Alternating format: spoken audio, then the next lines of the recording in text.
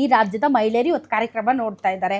ಅವರು JDS but because ನೀವು ನೋಡಿ ಕುಮಾರಸ್ವಾಮಿ ಅವರಂದ್ರೆ ಹೆಣ್ಮಕ್ಳಿಗೆ ತುಂಬಾ ಇಷ್ಟ. ಅದೇನೋ ಗೊತ್ತಿಲ್ಲ, ಯಾಕಂದ್ರೆ ಅವರ ಆ ಒಂದು ಹೆಂಗರಳು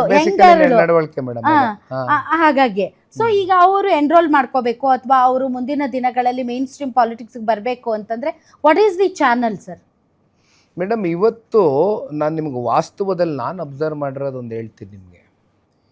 ಈಗ ಹೆಣ್ಮಕ್ಳು ರಿಸರ್ವೇಷನ್ ದೇವೇಗೌಡರು ಸಾಹೇಬರು ತಂದುಕೊಟ್ರು ಅಂತ ಹೇಳ್ತೀರಿ, ಅಥವಾ ಇಲ್ಲಿ ಹೆಣ್ಮಕ್ಳೇ ನಿಂತ್ಕೋಬೇಕು, ಇಲ್ಲೇನೋ ರಿಸರ್ವ್ ಇದೆ ಅಂತ ಅಂದ್ಕೊಳ್ಳೋಣ ನಾಳೆ ಮುಂದಿನ ದಿನಗಳಲ್ಲಿ.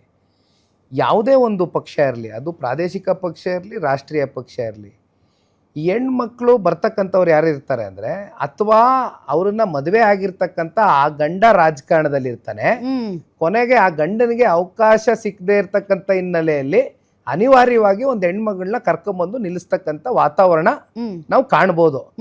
ಇದನ್ನ ಹೊರತುಪಡಿಸಿಯೂ ಕೂಡ ಹೆಣ್ಮಕ್ಳಾಗಿಯೇ ನಾನು ಹೇಳೋದು, without any political background, political support, ಅವ್ರಿಗೆ ಇರ್ತಕ್ಕಂಥ ಜಸ್ಟ್ ಫ್ಯೂಚರ್ ವಿಷನ್ ಮೇಲೆ ಅವ್ರಿಗೆ ನಾವು ಮನ್ನಣೆ ಕೊಡ್ತಕ್ಕಂಥದ್ದು ಮಾಡ್ತೀವಿ, ಗುರುತಿಸ್ತೀವಿ.